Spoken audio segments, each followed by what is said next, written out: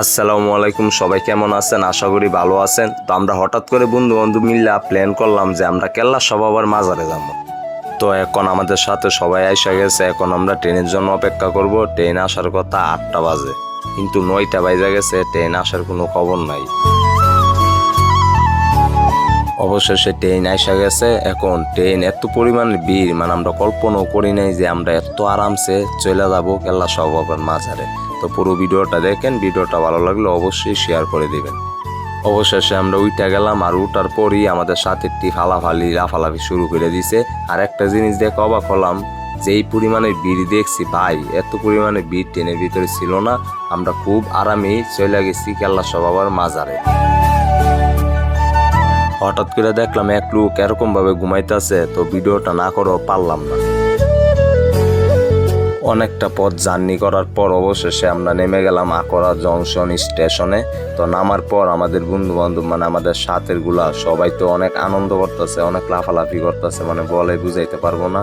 আর একটা কথা না বললেই নয় ভাই, কি বলবো, এত পরিমাণের মানুষ, সবাই নাকি কেল্লা সবাবার মাজারে যাইবে।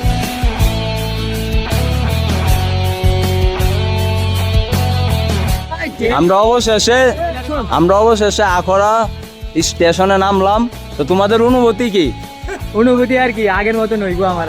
তোমার অবশ্যই মা অনুভূতি অবশ্যই। মামা ঈদ মুবারক। তোমার মামা গরম হয়ে গেছে মামা, বুঝছো মামা? তোমার অনুভূতি কি বন্ধু? তোমার ভালো। তোমার তো আমরা মাজারের উদ্দেশ্যে রওনা দিলাম। 2-3 মিনিট হাঁটলে আমরা চলে যাব মাজারে। তো আপনারা চাইলে অটো দিয়েও যাইতে পারবেন, সমস্যা নাই। এই রাস্তাটা দিয়ে হাঁটতে এত একটা ভালো লাগতেছে, বলে বুঝাইতে পারবো না। কারণ রাত্রে বাজে এখন 12টা, পরিবেশটাও একটু শান্ত, তাই জন্য এত ভালো লাগতেছে। একটু হাঁটার পরেই তাদের নাকি টাঙ্কি ফুল হয়ে গেছে। তো টাঙ্কি খালি করতে বসে গেল রাস্তার পাশেই।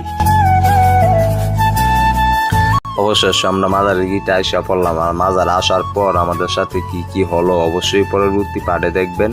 যেহেতু ভিডিওটা অনেক বড়, এই জন্য পুরো ভিডিওটা আমরা দিতে পারি নাই। আর কে কতবার এই মাজারে আসছেন অবশ্যই কমেন্ট করে জানাবেন। আর আইডিটা ফলো করতে ভুলবেন না। ভিডিওটা ভালো লাগলে শেয়ার করে দিবেন।